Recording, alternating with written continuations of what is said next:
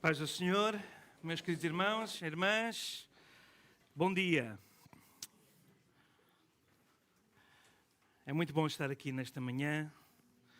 Já não vinhamos aqui há algum tempo e é bom ver as mudanças que aconteceram, a casa cheia, graças a Deus por isso, e vermos uma igreja que continua amando Jesus e seguindo as ordens e as direções que o Senhor da igreja nos deixou. Amém? Glória a Deus. Enquanto nós estamos na terra, nós só estamos na terra com um propósito. A única razão pela igreja estar na terra, a igreja ainda estar na terra, tem apenas e só um propósito, um objetivo. Vocês não sabem qual é? É falar de Jesus. É anunciar a salvação. Se não fosse assim, o Senhor já tinha nos arrebatado, Ele já tinha vindo buscar a sua igreja. A única razão pela qual a igreja está no mundo é por aqueles que não são igreja. Eu vou repetir novamente esta frase, que eu estou sempre a repeti-la, não é? Que o pastor Filipe ouviu muitas vezes. A única razão pela qual a igreja está no mundo é por causa dos que não são igreja.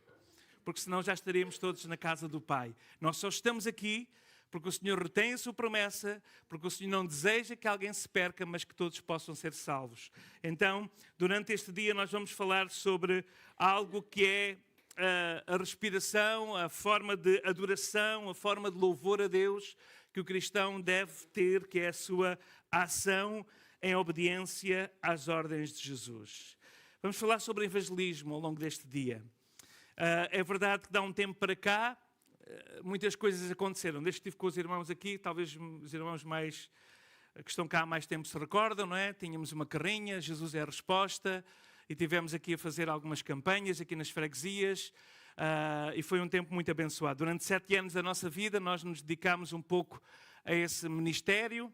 Depois fomos convidados, ainda quando estávamos no ministério, para assumir a igreja em Évora, uma igreja que estava na altura num processo, depois de uma segunda divisão, num processo muito difícil, e a nossa equipa esteve ali e Deus nos deu graça, e depois tivemos o pastor Filipe, a missionária Sara connosco, e foi um tempo incrível de crescimento, de solidificação, e entretanto depois fui convidado para dirigir o Festival da Esperança, da Associação Billy Graham, e foi um tempo também muito importante, e penso que os irmãos também fizeram essa formação, portanto não vou-me basear nessa formação. Olha em volta, vê quem está à tua volta, tem gestos de amor para com essas pessoas, leva essas pessoas ao Senhor, para mais tarde convidar essas pessoas para aquele, neste caso era para aquele evento.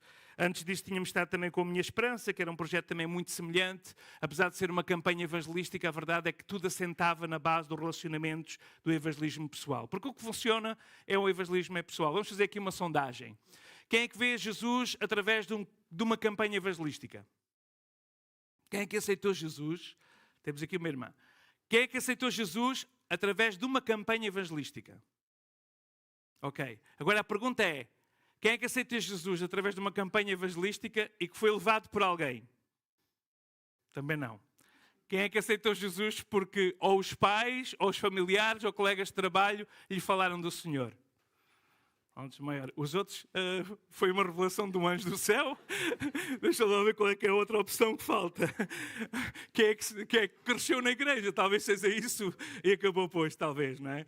E que sempre, como a Isabel estava a partilhar, não conheceram também, conheceram certamente, não é? Porque sempre temos momentos que caímos, tropeçamos, mas sempre estivemos perto do Senhor, porque os nossos pais, desde o berço, nos levaram ao Senhor. Isso aconteceu também comigo, como sabem, sou filho de pastor, o meu filho também já está no Instituto Bíblico, será a 3ª geração, o meu avô também, já durante um tempo da sua vida, também foi pregador noutra denominação, então temos esta responsabilidade e ao mesmo tempo esta herança de servir o Senhor. Então vamos falar sobre evangelismo relevante e vamos falar sobre o poder da nossa história. Vamos falar isso ao longo do dia.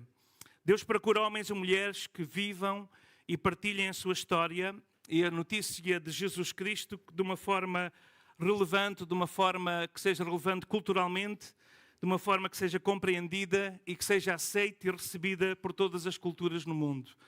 O mundo está a mudar, como os irmãos veem, tudo muda, mas a palavra do Senhor permanece para sempre. Amém? Nós queremos nisso. Então, nós vamos só colocar aqui o cenário para as palavras e para a ordem de Jesus, e o cenário é montado desta forma. Jesus está a viver os seus últimos tempos, enquanto com o seu corpo, já ressurreto aqui na terra, depois de 3 anos e meio a se gastar e a se dedicar a um grupo de alunos, que ele chamou de discípulos e que nós conhecemos como discípulos. E Jesus chama agora aquele grupo mais íntimo dos seus discípulos para um encontro especial. Ele vai entregar uma das mensagens mais importantes de todo o seu ministério enquanto esteve aqui na terra. Ele vai explicar aos seus seguidores, aos seus discípulos, qual é o seu propósito e vai deixar instruções claras de como têm que fazer, porque ele vai se ausentar. Poucos dias antes, Jesus tinha sido brutalmente torturado. Jesus tinha sido brutalmente torturado e foi até executado como um criminoso. Na sua provação, Jesus acabou por ir em contra toda aquela hipocrisia da religião da altura, principalmente dos fariseus, dos sacerdotes, que eram manipuladores religiosos. Jesus enfrentou Pilatos, que era o governador de César, que representava o poder militar, o poder político. Jesus enfrentou esse poder também, que ultrapassou muito o poder de Roma. Jesus finalmente é crucificado, mas ele venceu a própria morte e ele ressuscitou, se levantando dos mortos ao 3º dia, naquela manhã magnífica do domingo da ressurreição. Então, neste último encontro, Jesus chama os seus discípulos, os seus próximos, os seus alunos, para trazer palavras num tom que não é um tom já, continua a ser um tom amistoso, mas é um tom de ordem, é um tom imperativo. E é esta ordem imperativa que os seus discípulos guardaram como as últimas instruções de Jesus e que deve pautar a igreja, porque é um tom imperativo. Quando nós não fazemos isso, nós estamos a falhar no propósito. Então, vamos abrir a palavra do Senhor. Conhecem claramente este texto, Mateus 28, é as últimas instruções de Jesus. E vamos ler então estas palavras poderosas, transmitidas num tom imperativo, que nós lemos a partir do verso 16, temos o cenário, não é? Discípulos vão para o monte que Jesus lhe tinha dito para estarem, eles adoraram, alguns duvidaram, sempre há alguns que duvidam, mas a verdade é que quando ele chega àquele monte, Jesus dá então estas últimas instruções. Vamos ler a partir do verso 18 ou 20, os irmãos conhecem praticamente de cor estes versículos, mas vamos lê-los mais uma vez. E chegando-se Jesus, falou-lhes dizendo: é-me dado todo o poder no céu e na terra. Portanto, ide, ensinai todas as nações, batizando-as em nome do Pai, do Filho e do Espírito Santo, ensinando-as a guardar todas as coisas que eu vos tenho mandado, e eis que eu estou convosco todos os dias, até à consumação dos séculos. Amém. Então nós vemos uma passagem conhecida no cristianismo como a Grande Comissão. Foi destinada para nós, os seguidores de Jesus. Nós que somos hoje os mordomos do ministério de Jesus Cristo. Nós temos a mordomia do ministério de Jesus Cristo. Jesus fez tudo o que era necessário, mas deu-nos a nós a gestão do seu movimento. Deu à igreja a gestão do seu movimento. O cristianismo, que nós conhecemos como cristianismo, nós fomos encarregados, nós que estamos agora no século XXI, nós somos a geração encarregada de cumprir esta gloriosa tarefa e de levar a glória de Deus, de manifestar a glória de Deus através das nossas vidas, através da pregação poderosa do poder de Deus, através, às vezes, sem palavras, pelas nossas ações. Vamos falar sobre isso ao longo da manhã, mas Jesus disse-lhes que esta missão seria possível através do poder do Espírito Santo. E o poder do Espírito Santo que estaria com eles. E ele estaria com eles, não numa presença física, eis que estou convosco, mas no sentido da presença espiritual do Espírito Santo, estaria conosco para nos capacitar para fazermos e executarmos esta tarefa. Jesus passa então a seus seguidores, irmãos, isto é muito importante, passa a tarefa de partilhar a boa nova do seu amor. Os irmãos sabem que está escrito no texto, não vamos abordar isso, que os anjos desejam fazer isso. Os anjos atentam e desejavam muito anunciar que Jesus é a resposta, é o caminho, é aquele que pode salvar a humanidade. Mas esta tarefa estava dada aos anjos. A tarefa da proclamação do Evangelho, a tarefa do anúncio da salvação, pertence à igreja. Então vamos falar sobre este valor central que a igreja tem que ter sempre em memória, que é o evangelismo. Evangelismo é partilhar boas novas, boas notícias. E o mundo está cheio de más notícias, não é? Nós ligamos a televisão, o rádio, ainda me estou a adaptar aqui a este microfone, que não estou muito habituado. Nós ligamos a televisão, ligamos o rádio, e o que é que nós temos sempre? Más notícias. São as que normalmente abrem o jornal.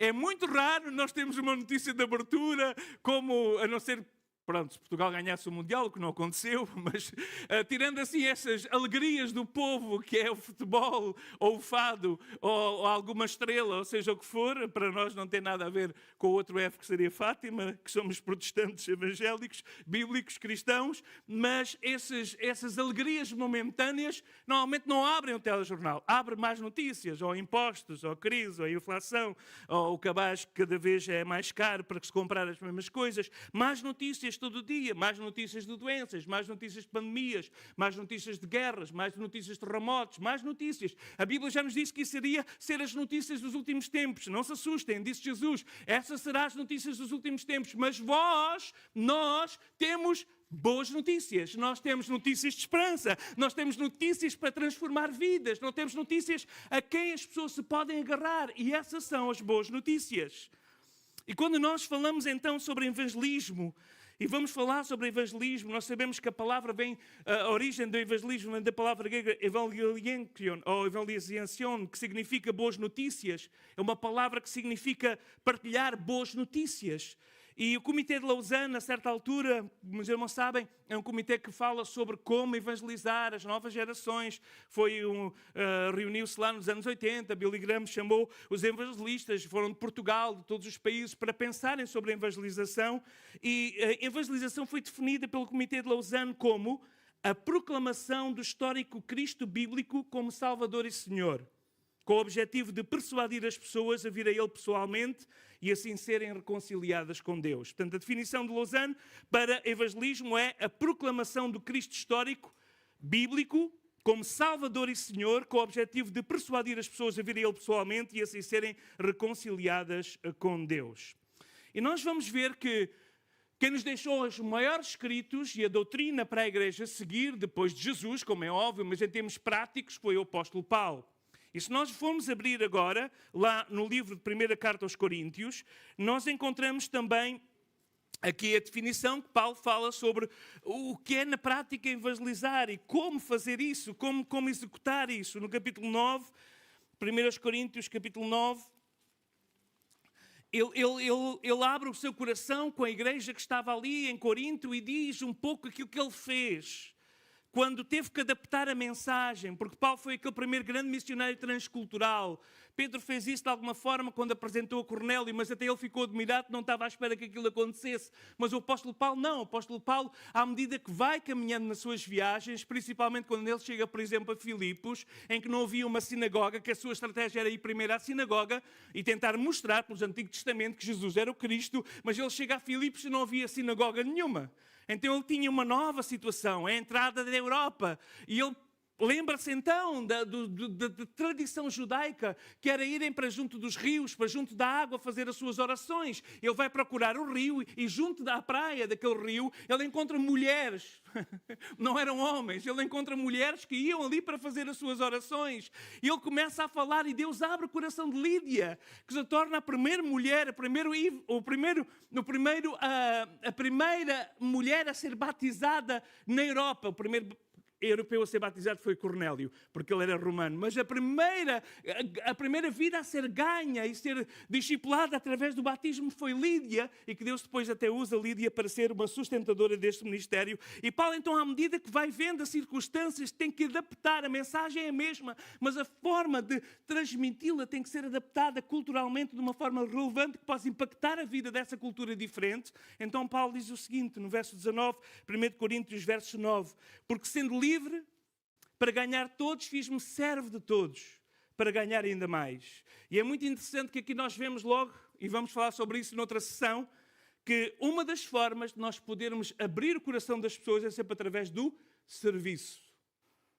Não está aqui, de uma forma clara. Claro que ele está a falar sobre aqueles que estavam debaixo da autoridade, num tempo de escravatura, porque sendo livre para com todos, fiz-me servo de todos para ganhar ainda mais. Agora ele diz, fiz-me judeu para com judeus, para ganhar os judeus. Para os que estão debaixo da lei, como se eu estivesse também debaixo da lei, para ganhar os que estão debaixo da lei. Agora verso 21. Para os que estão sem lei, como se estivera sem lei, não que eu estivesse sem lei, que fique bem claro, para com Deus, mas debaixo da lei de Cristo, para ganhar os que estão sem lei. Fiz-me fraco para com os fracos, para ganhar os fracos. Fiz-me tudo para todos, para que por todos os meios chegar a salvar alguns. E verso 23 ele termina a dizer, e eu faço isto por causa do Evangelho. Eu faço isto por causa do Evangelho, para ser também participante do Evangelho. Então a nossa máxima tarefa é ser participante do Evangelho. O que é o Evangelho? Transmitir as boas notícias. E para nós podermos ser participante, então Paulo diz que ele teve que se adaptar a cada circunstância. Ele começa a dizer uma das coisas que é fundamental no evangelismo. Ninguém consegue evangelizar de cima para baixo. Nós vemos outros países, tem acontecido principalmente nas Américas, que alguns evangélicos menos iluminados ou mais iluminados, depende da definição que cada um tem, principalmente eles acham-se iluminados, os outros vão dizer que eles não têm iluminação nenhuma, pensam que é através do poder. Se eles tiverem o poder, vão obrigar toda a gente a ser evangélico. Alguma vez na palavra de Deus nós vemos que é assim que nós vamos alcançar o mundo? Os discípulos de Jesus andaram 3 anos e meio à espera que Jesus impusesse o seu domínio militar e político. Eles andavam com espada, eles andavam preparados para lutar, mas Jesus disse, aquele que luta pela espada, morre pela espada. Nós fomos chamados para dar a vida e não para tirar vidas. Nós fomos chamados para servir e não para ser servidos. Nós fomos chamados para viver de uma forma diferente. E quando alguém tem a ambição de tomar o poder para impor os nossos valores deixam de ser valores.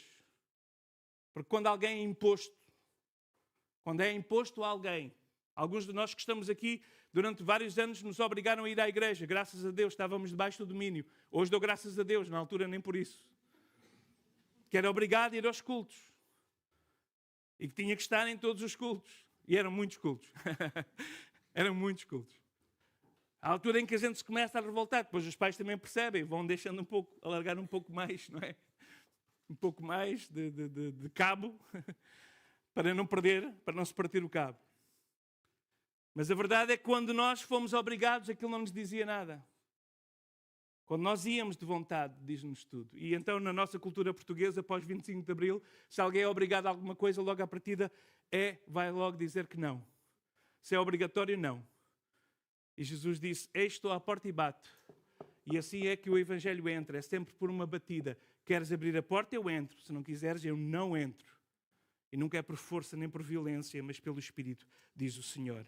Então o apóstolo Paulo fala-nos de como ele fez isso. Para termos um evangelismo relevante, para que nós possamos ser também instrumento nas mãos de Deus. Ele diz, eu fiz-me tudo para todos, para que por todos os meios chegar a salvar alguns. Vamos falar sobre isso um pouco mais à frente, não vamos desenvolver muito mais aqui. Nós podemos ver como Jesus abordou as diversas pessoas, a samaritana, Nicodemos, diversas pessoas. O centurião romano, a forma de abordagem que Jesus tinha, a forma com que ele adaptava a linguagem, a forma em que falava de uma linguagem clara e acessível a todos os que ouviam. Porque a mensagem tem que passar de uma forma relevante, individualmente para cada um. E a forma com que nós pregamos, muitas vezes, não diz nada às pessoas. Deixa-me ser sincero. Às vezes nós falamos uma linguagem que ninguém entende. E a igreja precisa de ouvir, de saber pregar a mesma mensagem, mas numa linguagem inteligível, numa linguagem compreensível e uma linguagem que toda a gente entende. E Paulo começa estes versículos com isso. É através do serviço. Através do serviço. A minha irmã esteve connosco agora durante uns meses, na nossa casa, ela veio-nos visitar, ela vive no Brasil já há muitos anos, ela faz parte de uma comunidade cristã na cidade de Florianópolis. E eles têm um projeto que chama-se Floripa Invisível. Eu achei muito interessante o nome porque o projeto Floripa Invisível é um grupo de cristãos de várias igrejas que se reúnem para evangelizar o sem-abrigo, o sem-teto na rua. Eles levam e fazem todo aquele trabalho de preparar as marmitas, cozinhar desde manhã, a empacotar e depois levar na roupa, não apenas a marmita, mas um kit de higiene, com escova de dentes, pasta de dentes, com sabonete, com uma toalha, alguma coisa para eles poderem ter a sua limpeza e a sua comida. E uma das regras desse ministério Floripa Invisível é não se pode falar de Jesus. É uma coisa estranha, não é? Ou seja, na primeira abordagem, claro que se pode falar, mas não se pode dizer eu sou pastor com uma série de galões, não é? Ou eu sou evangelista, ou eu sou isto. Nada dessa conversa.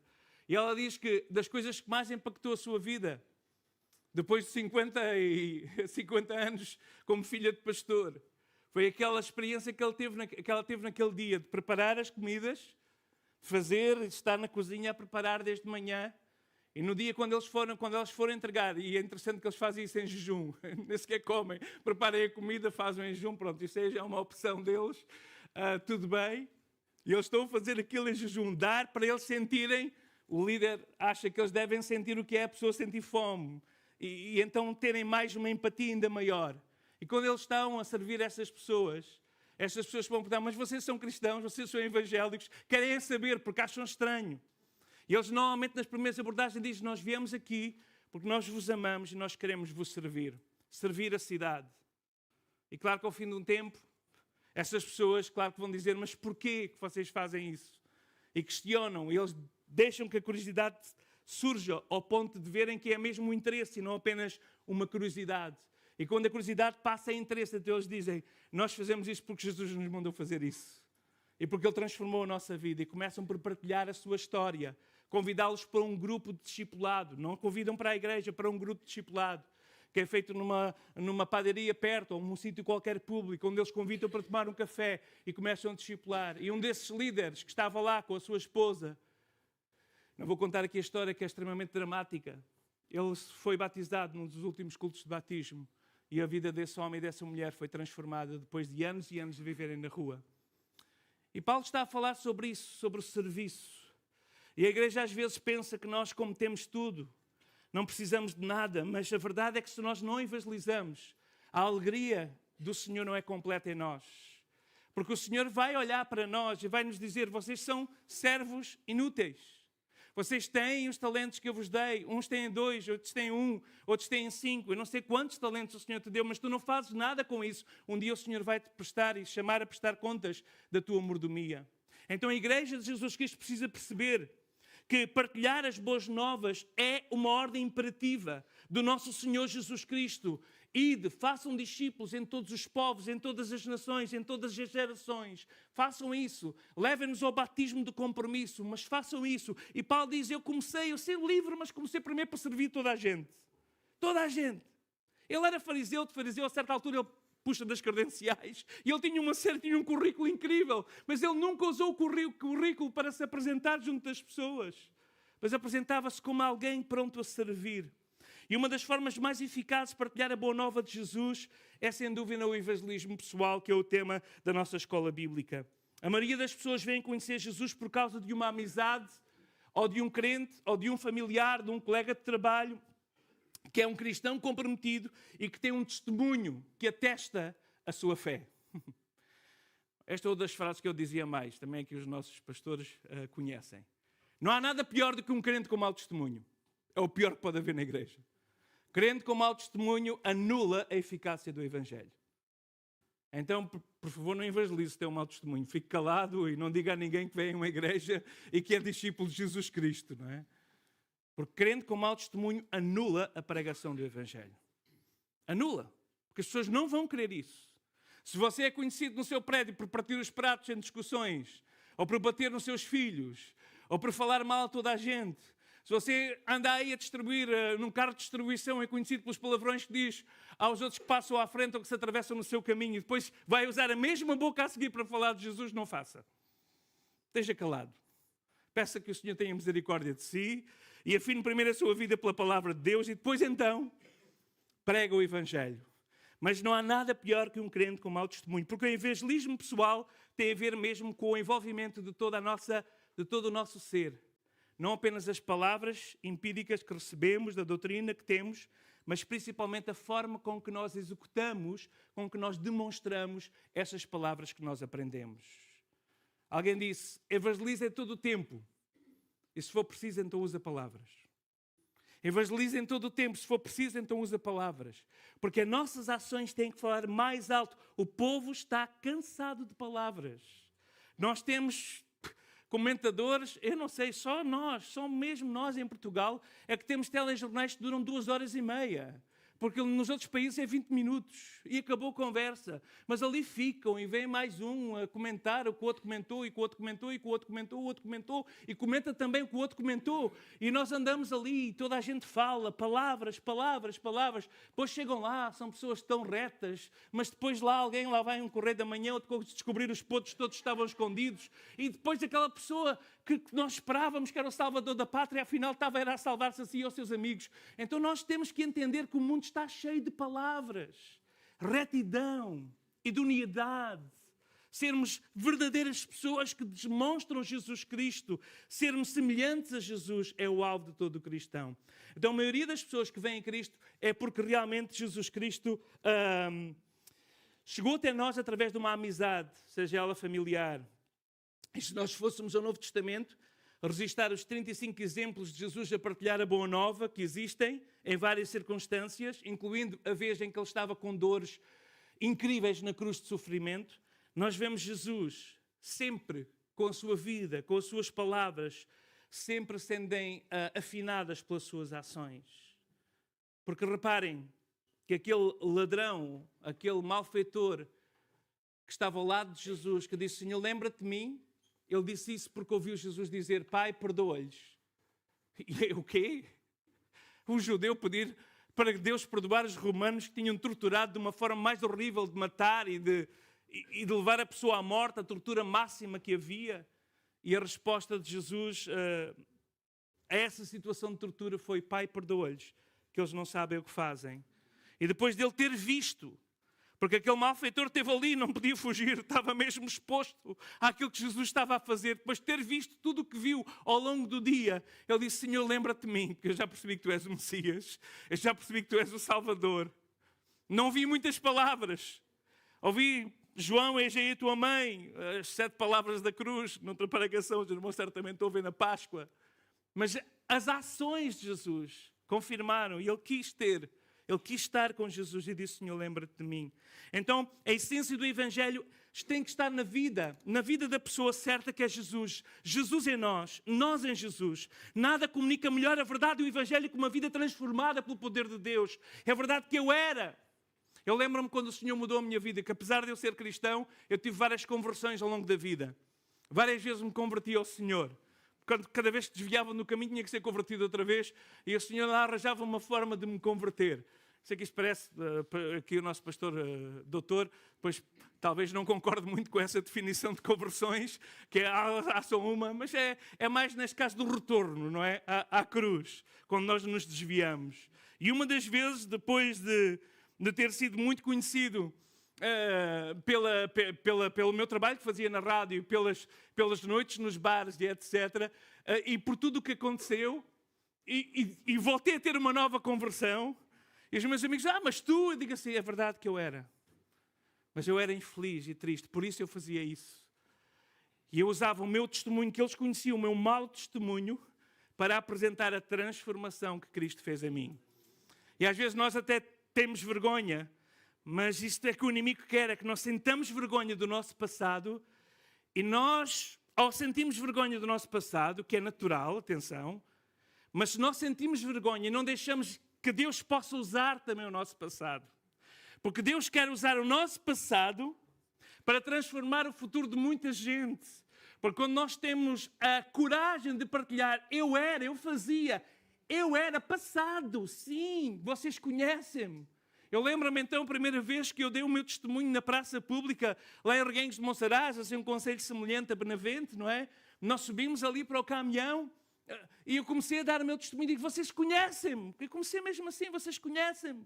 Vocês sabem quem eu sou. Vocês conhecem a minha voz da rádio. Vocês conhecem a minha presença das minhas asneiras que eu fiz. Vocês conhecem como o meu negócio muitas vezes correu de tal forma. Vocês sabem que o Presidente da Câmara me chamou uma vez ao gabinete por causa de penhoras que vinham por parte da polícia. Eu não via polícia, então vinha para o Presidente da Câmara, porque lá só via GNR. Tudo o que aconteceu do meu passado, vocês conhecem. Mas Jesus Cristo transformou a minha vida. Esse poder da mensagem, nós pegarmos num passado que o inimigo tentou nos enxovalhar, mas nós não temos medo de pegar e dizer, talvez detalhes que não há necessidade de partilhar, mas dizer, eu era assim. A minha vida estava toda embrulhada, não havia ponta para desentear aquele alinhamento que havia, mas o Senhor fez algo de novo em mim. E nada melhor comunica a verdade do Evangelho do que uma vida transformada pelo poder de Deus. 1 Pedro 3,15, os irmãos conhecem. Cada cristão deve estar preparado para partilhar o seu testemunho pessoal, para dar uma resposta àqueles que pedem razão da esperança que nós temos. Então vamos passar a aspectos mais práticos. Eu esqueci-me de olhar para a hora de início. Quanto tempo é que vou? Não apontei. Peço desculpa, devia ter posto aqui um timing. É lá. Calma. Então, como partilhar a sua história? O nosso testemunho pessoal deve conter elementos que ajudam outra pessoa a entender e a querer mudar de vida como nós mudámos um dia. E um esboço, se alguém quer apontar, um esboço muito simples da nossa história, do nosso testemunho, tem que incluir pelo menos 4 pontos. Primeiro, a vida sem Cristo.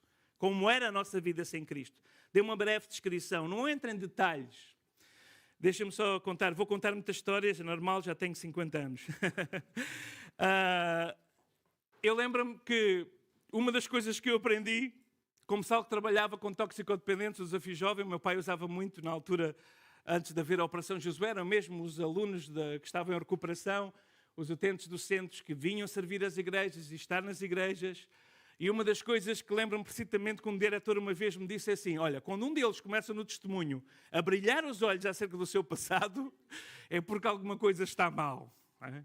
Algumas pessoas, eu era um grande bandido, eu fazia isto, eu enganava toda a gente, eu era um artista que vocês nem imaginam, nem havia ninguém igual a mim, eu conseguia enganar as pessoas mais, a minha voz, dar-lhe a passagem, e depois, claro, conseguia aquele dinheiro e via aqueles momentos de prazer. Epá, este testemunho assim, estás a empolar tanto a vida de pecado, acho que as pessoas vão querer tornarem-se também drogados em vez de quererem sair dessa miséria. Então ele dizia sempre, cuidado aí, não abrilhantem muito o vosso passado, porque um dos pontos essenciais é a vida sem Cristo. Mas lembrem-se dos vazios, lembrem-se das noites de vazio, lembrem-se da noite de solidão, lembrem-se da dor da alma, lembra-te da insegurança, lembra-te do medo da morte. Lembra-te como era a tua vida sem Cristo. Lembra-te daquilo que era mau. Sim, claro que nós sabemos que o pecado sempre dá prazer. Se não desse prazer, ninguém pecava. Ele no momento do pecado dá prazer. É tal qual quando estamos a beber bebidas. Quem aqui já foi alcoólico sabem quando se está a beber há prazer. O problema é depois. Não apenas a ressaca, mas a falta. Depois no outro dia tem que se beber para conseguir manter a vida e a cabeça clara. E entra-se numa espiral que vai levar à destruição total. Acaba por destruir as finanças, a família, os relacionamentos e destrói tudo. Claro que no momento alto, o pecado. Mas cuidado, não é isso que nós somos aprendidos. Não é isso que nós devemos ensinar os outros. Ensinar sobre a descrição da insegurança, do vazio. Depois lembra-se de como foi que Cristo entrou na tua vida. Através de um testemunho, através de alguém. O que é que te levou a procurar Cristo? Houve pessoas... Se calhar a última pergunta que eu esqueci de perguntar é quem é que veio a Jesus sem ninguém ter falado? Ok. Pode ser através da palavra. É um vazio, um desejo interior de procurar. Bater a várias portas.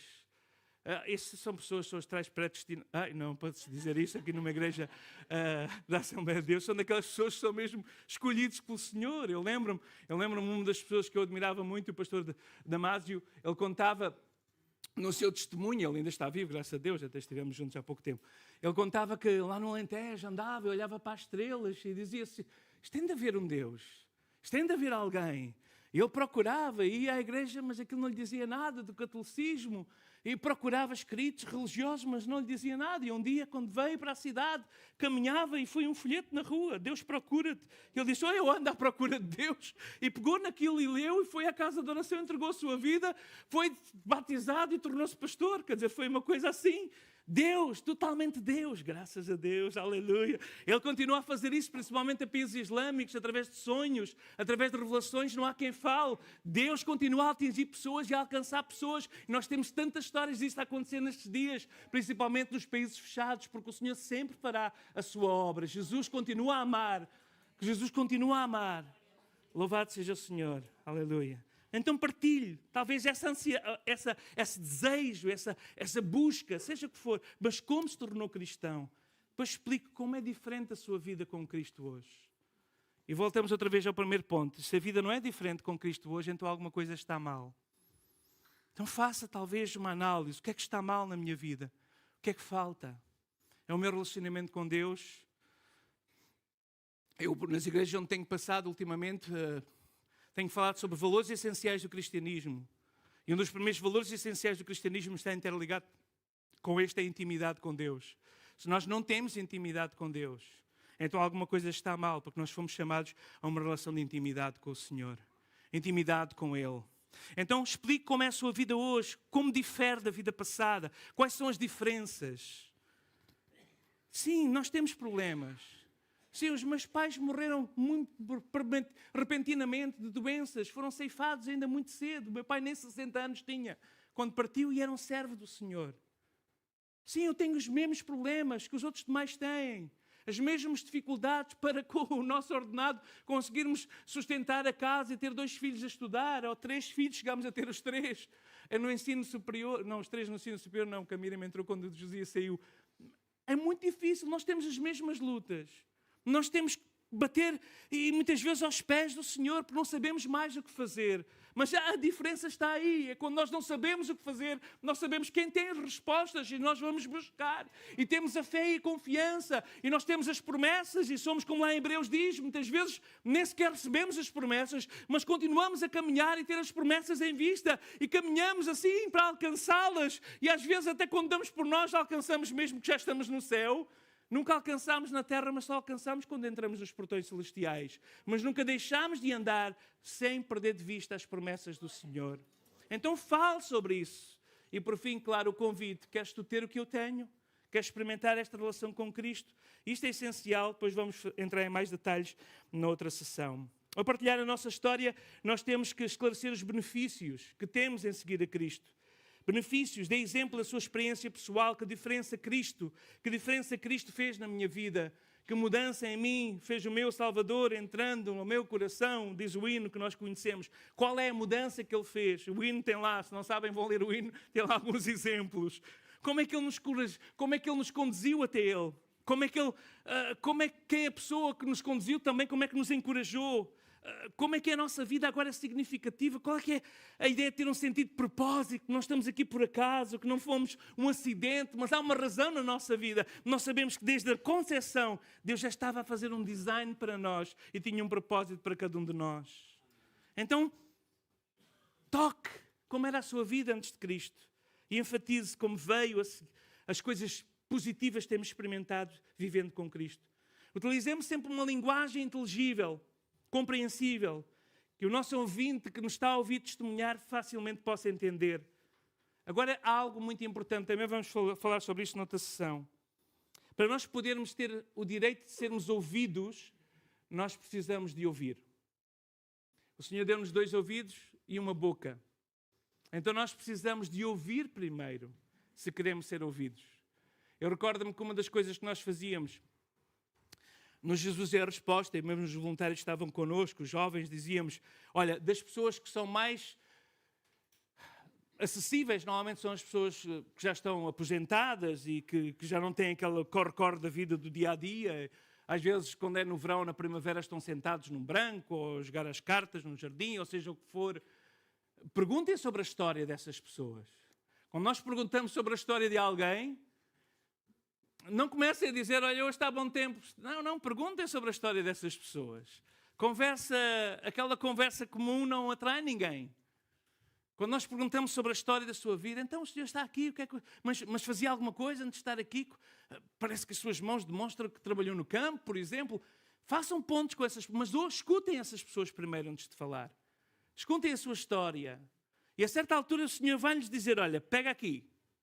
Quando ele disse, aquele momento estava tão difícil, quando estava lá no estrangeiro, sozinho, sem ninguém. Partilha também esse momento que tu passaste. Diz, olha, é interessante que eu tive um momento, sou muito mais novo, mas também passei por esse momento, se a pessoa for mais velha ou vice-versa. Mas graças a Deus que eu tive algo a que me segurar.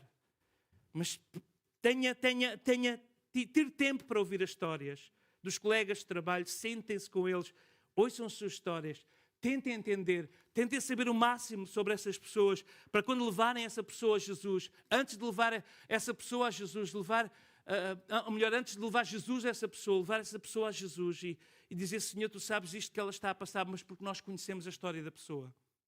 Nós nos importamos com essa pessoa. Nós quisemos saber a sua história. E evangelismo pessoal não é desbobinar. Evangelismo pessoal, principalmente, é ouvir. É ganhar a autoridade para podermos falar à vida das pessoas. É escutar histórias.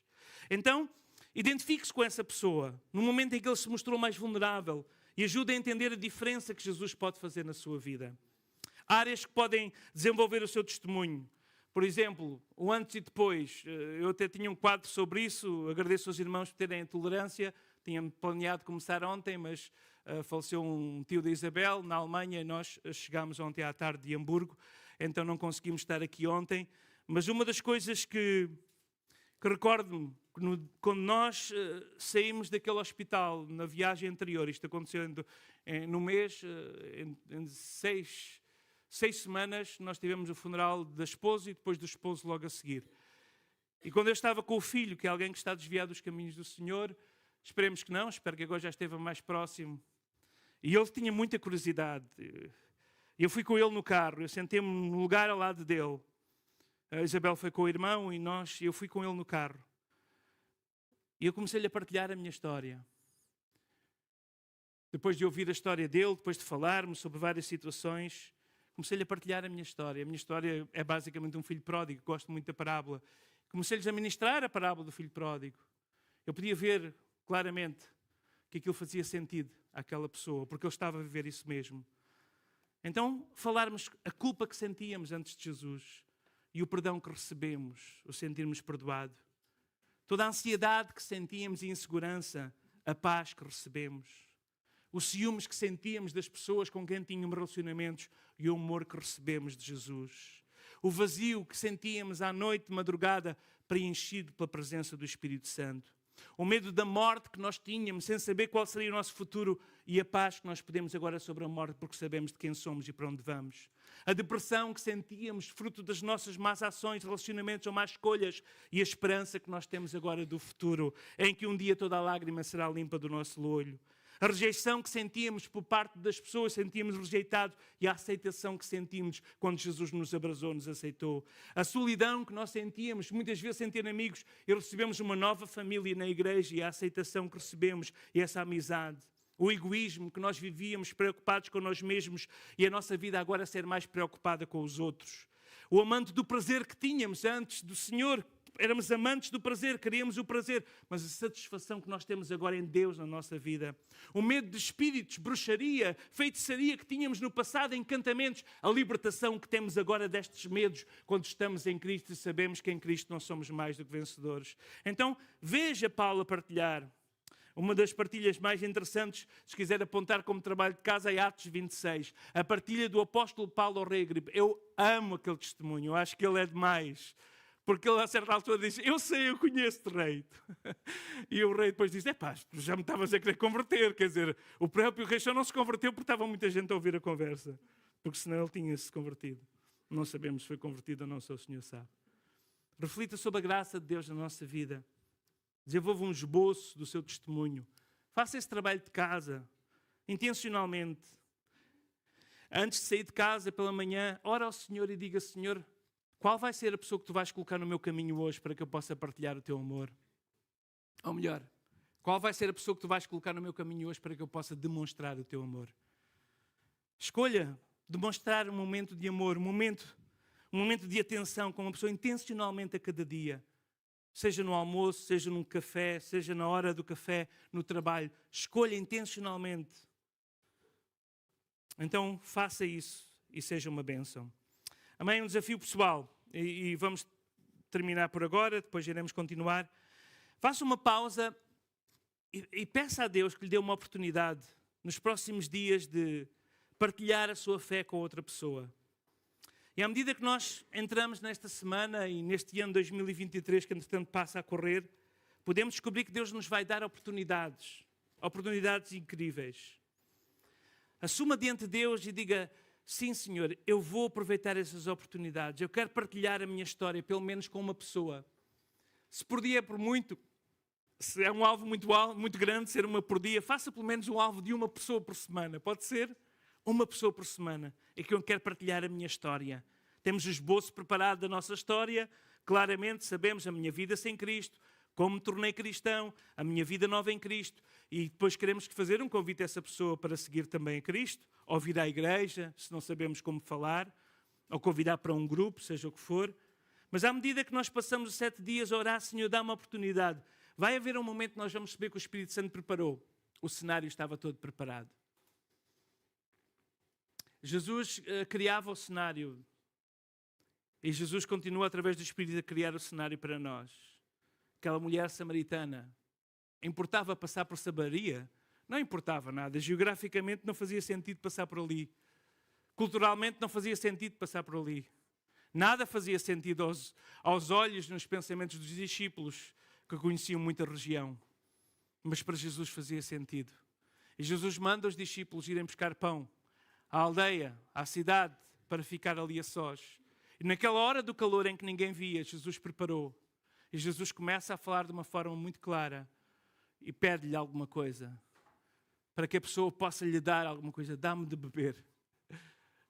E foi o gatilho para uma conversa que se inicia. É muito interessante porque quando às vezes nós pedimos, uma das formas também que nós temos descoberto de evangelização é quando nós pedimos alguma coisa a alguma pessoa. Isso vai contra o nosso sentido de orgulho, não precisamos de nada, mas nós somos seres sociais, precisamos de nos relacionar. É entretanto que Jesus pediu: dá-me de beber.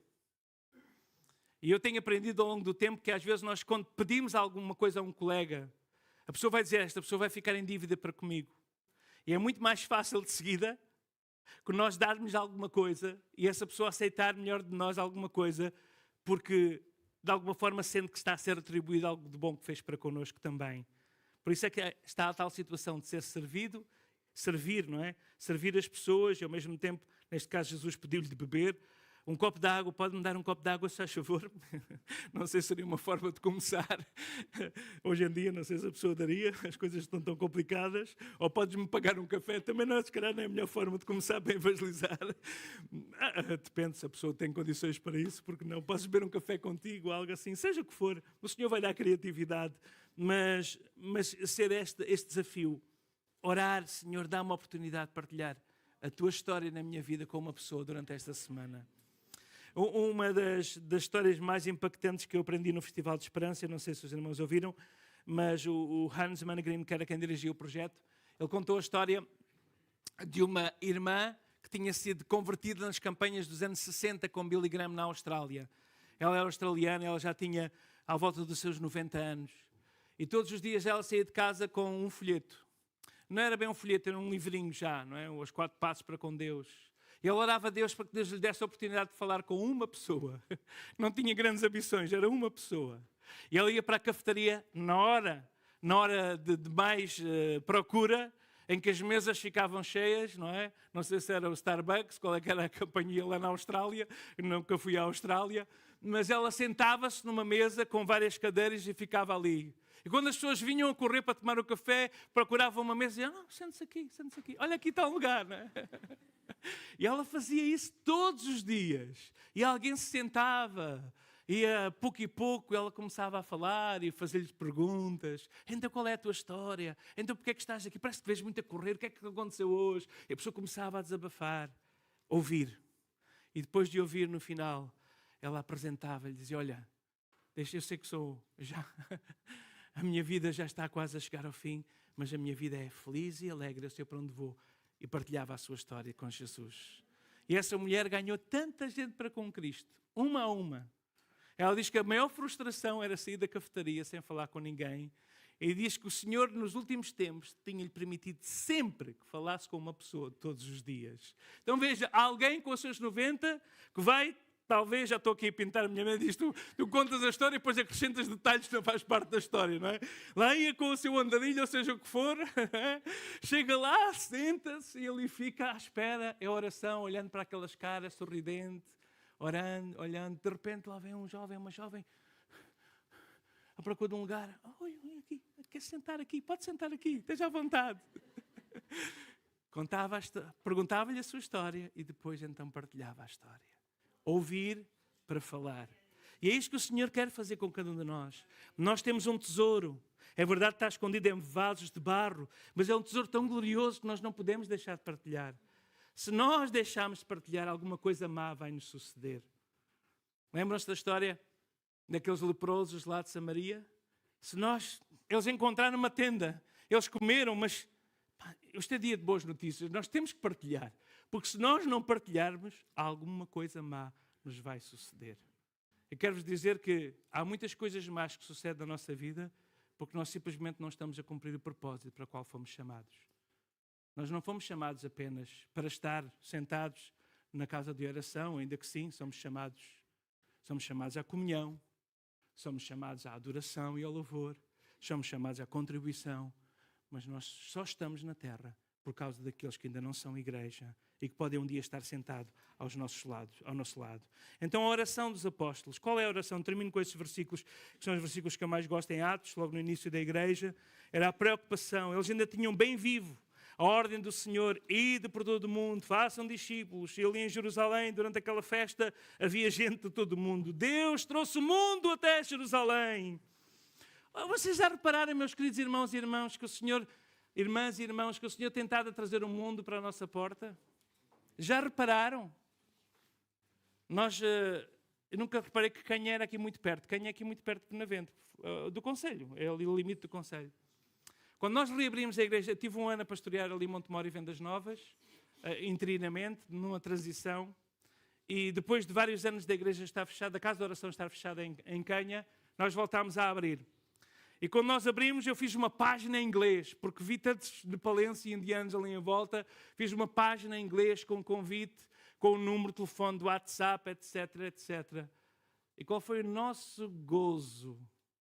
Nós recebemos uma chamada de alguém do Nepal, com um número estranho, ainda por cima mais estranha a identificação do WhatsApp, que é umas caras assim a rir, mas atendemos, porque era o número que estava lá na página, e o Ayub estava sem congregar, o único cristão no meio dos seus colegas islâmicos e hindus, e ele encontrou uma família, e ele está a ser luz e a partilhar o Evangelho aos outros que estão ali a trabalhar nas estufas à sua volta.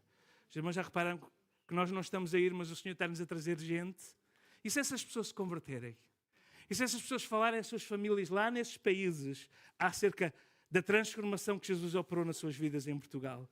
Os irmãos podem ver o impacto que pode acontecer nessas pessoas que estão aqui, só à espera que alguém os aceite. Sim, é verdade que eles não têm o costume que nós temos, talvez como os nossos avós não tinham, porque muitos deles não têm casa de banho dentro de casa. Não têm chuveiro como nós temos. Eles vêm de realidades em que não estão habituados a utilizar nada disso. Eu não estou aqui para julgar, porque eu sei que às vezes nós temos muitos preconceitos e esquecemos. Também viemos do terceiro mundo, não há muitos anos atrás. E, às vezes parece que ainda estamos lá, mas isso é outra conversa.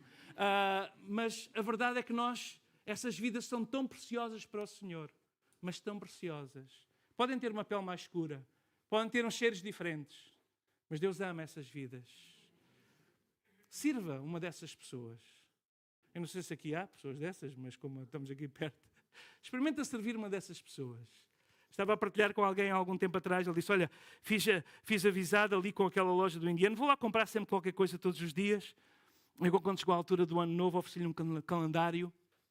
Ele pediu-nos um calendário na língua deles e ele ofereceu um calendário na língua com versículos bíblicos acerca de Jesus. E a pessoa agradeceu tanto, porque era na sua língua, fica todo entusiasmado. Uma coisa na sua língua, a palavra de Deus.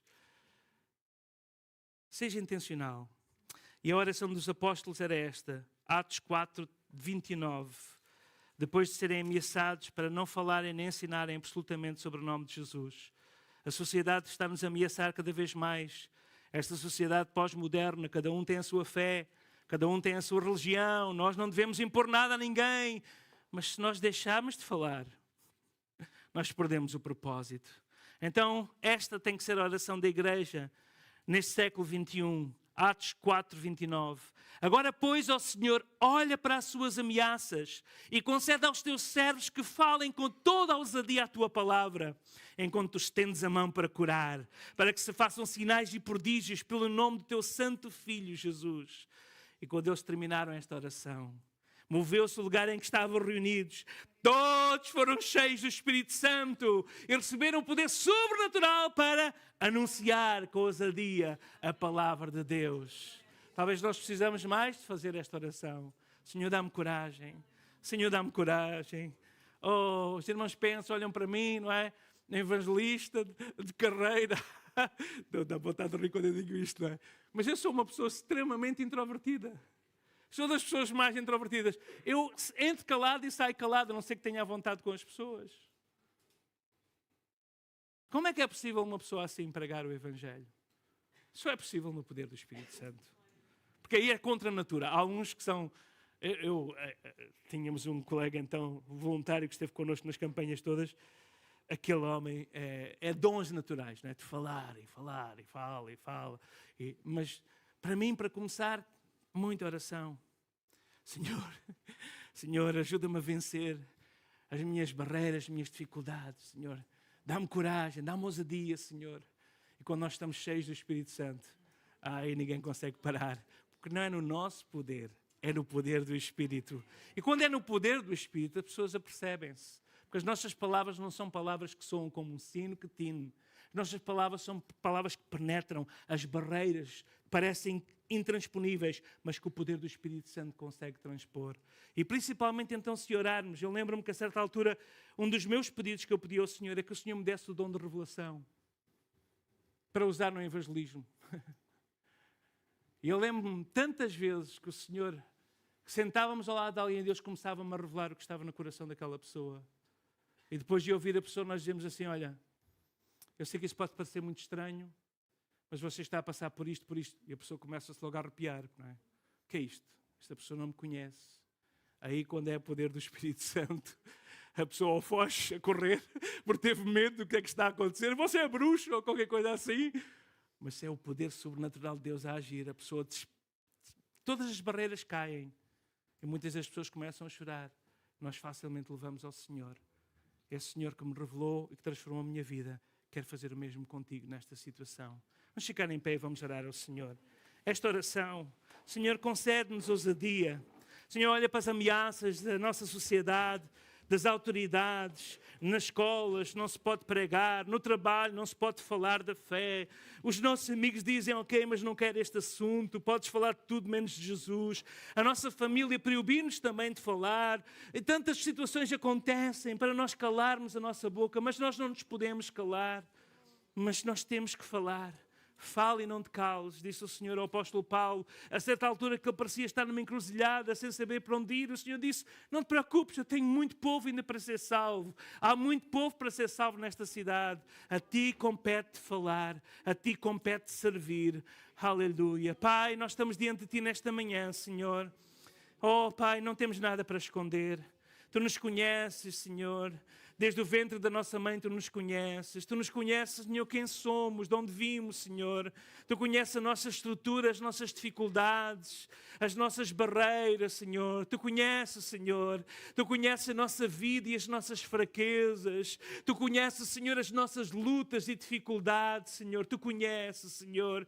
Tu conheces como tantas vezes desejávamos, Senhor, servir-Te mais, honrar-Te mais. Mas o inimigo nos está, Senhor, tantas vezes a enganar enganar e colocar entraves e tropeços um após outro para cairmos, Senhor. Mas Tu conheces o desejo do nosso coração. Nós sentimos-nos em dívida para contigo, Senhor. Nós sentimos que não somos nada e não podemos fazer nada e que precisamos de Ti. Nós precisamos da Tua graça, nós precisamos da Tua autoridade, nós precisamos da Tua ousadia, dessa coragem sobrenatural nos dias difíceis em que estamos a viver. Pai, Tu queres levantar aqui uma igreja, Senhor, uma igreja ativa e proativa, não uma igreja que vive o seu cristianismo numa passividade. Oh, Pai, vivendo a sua manutenção da sua fé, porque Tu não nos chamaste à manutenção, Tu chamaste-nos para uma missão e Tu nos deste essa missão, Senhor. Ajuda-nos a assumir o compromisso contigo, Senhor, de sermos verdadeiramente agentes transformadores no mundo em que Tu nos colocastes, na empresa onde Tu nos colocaste, na família onde Tu nos colocaste, no bairro onde Tu nos colocaste, Senhor. Ó Pai, no local onde Tu nos colocas, Tu nos mandas ser luz, Tu nos mandas ser sal, Tu nos mandas ser, Senhor, referência, Tu nos mandas ser, Senhor, ó Pai, ó Deus, Senhor, imitadores de Cristo. Ó Pai, ajuda-nos, Deus, a sairmos, Senhor, ó Pai, dos nossos medos, dos nossos bloqueios e a servirmos com intenção, com intencionalidade, servir, Senhor, para levar o melhor. Ó Deus, no nome de Jesus, dá à Tua igreja essa sabedoria, nosso Senhor, esse discernimento e essa lucidez de entendermos que estamos aqui com um propósito por causa daqueles que não são Teu povo ainda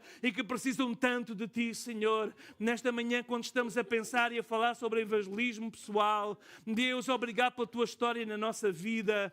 Obrigado porque de uma forma sobrenatural Tu preparaste todas as coisas. Ó Deus, Senhor, quando eu olho para a história de Cristo na minha vida, Senhor, eu estou tão feliz porque eu percebo que a história começou lá com os meus avós, com os meus bisavós. Já estavas Tu a preparar o cenário para a minha salvação. E à medida que nós nos apercebemos como Tu entraste na vida dos nossos avós, na vida dos nossos pais, passaste para nós, ó Deus, nós percebemos, Senhor, que a história da redenção foi planeada por alguém que conhece todas as coisas e que tinha um propósito para nós. Ajuda-nos a entender a história da redenção, Senhor. Ajuda-nos a entender que fomos comprados por um alto preço. Ajuda-nos a entender que fomos, Senhor, ó Pai, fruto da vida de Jesus Cristo, para podermos também entregar a nossa vida para alcançar alguns. Senhor, eu sei que nem todos temos as mesmas capacidades, mas todos nós temos relacionamentos. Talvez uns têm mais, outros têm menos. E esses relacionamentos são um capital poderoso que Tu dás a cada cristão, Senhor, a cada servo e serva Tua, Senhor. Ajuda-nos a não ter medo, Senhor, de utilizar esse capital de relacionamentos para ser a base, para partilharmos a fé, Senhor, através da nossa vida, através das nossas ações e, por fim, através das nossas palavras. Oramos a oração dos apóstolos no início da igreja. Senhor, olha para as ameaças que tentem a jogar a igreja para o silêncio, para as suas quatro paredes. Olha para as ameaças que tentam jogar a igreja para ficar fechadas nos seus templos, nas suas casas de orações. Olha para as ameaças desta Europa de não podermos falar, Senhor, ou fazer proselitismo, e concede-nos ousadia no nome precioso de Jesus Cristo para pregarmos a Tua palavra com a nossa vida, para pregarmos a Tua palavra com as nossas palavras. Assim nós oramos, Senhor. Fala connosco ao longo deste tempo e neste dia. Enche-nos do Teu Espírito Santo. Ajuda-nos, Senhor, a ver, Senhor, a ver, Senhor, a ver, Senhor, a ver com os Teus olhos, Deus, a não julgar, Senhor. Livra-nos, Senhor. Livra-nos que os nossos olhos sejam olhos de julgamento, Senhor. Nós não somos chamados a julgar, nós somos chamados a amar. Nós somos chamados a amar. Pai, no nome de Jesus, nós somos chamados a perdoar. No nome de Jesus, no nome de Jesus, aleluia. No nome de Jesus. Ainda neste espírito de oração, deixa-me partilhar algo que o Espírito Santo trouxe ao meu coração nesta manhã e nesta hora. Talvez esse ódio que tem entrado no teu coração, tu não queres chamar ódio porque te consideras um cristão, mas não consegues ver essa pessoa, não consegues perdoar essa pessoa, não consegues perdoar, não consegues esquecer, porque essa pessoa foi no teu passado algo que trouxe tanto tormento e tanta dor e tanto sofrimento. Mas o Senhor quer te dizer nesta manhã o seguinte: o teu passado tu podes utilizá-lo para levá-lo a Jesus, para levá-lo a Jesus. a tua história, através do perdão incondicional, tal qual o Senhor fez contigo, será a porta que pode abrir a transformação da tua vida, em primeiro lugar, mas depois da vida que está também presa por causa desse ressentimento que tem vindo a aumentar dentro de ti. Nesta manhã o Senhor quer sarar essa ferida, mas tu tens que escolher perdoar, porque quando tu perdoas, tu descobres que estás a soltar alguém que está preso e não percebes que tu estás presa por causa desse sentimento no teu coração. Mas nesta manhã o Espírito Santo está aqui para te ensinar a fazer como Jesus fez, para imitar Jesus neste momento e dizer: Senhor, perdoa-lhes e ajuda-me a perdoar. Eu perdoo no nome de Jesus. E a partir do momento em que tu consegues perdoar, Deus vai te dar uma autoridade, uma unção tal, porque o ódio bloqueia a presença de Deus e é um sentimento que não vem do céu, que não vem da cruz, que não vem de Cristo. No nome de Jesus, vence esse gigante nesta manhã. Toma uma decisão no teu coração de amar. Bem-aventurados sois vós quando vos perseguirem e injuriando disserem todo o mal acerca de vós. Sois muito felizes quando isso acontecer. Quando disserem mentiras acerca de vós, quando vos chamarem nomes de uma forma mentirosa por minha causa, lembrem-se que vocês são muito felizes. Lembrem-se que vocês são muito felizes. Lembrem-se que há um galardão preparado no céu. Regozijai-vos e alegrai-vos. Regozijai-vos quando isso acontecer. Não deixais que isso possa ser um bloqueio na tua vida e no teu coração e o gigante a impedir-te de encontrar a liberdade. Mas alegra-te no Senhor por isso acontecer, porque também os profetas foram perseguidos antes de ti. No nome de Jesus, assim diz o Senhor que ama a sua igreja e que nos chama para imitar Jesus Cristo. Que Deus os abençoe. Amém. Aleluia, aleluia. Glória a Jesus.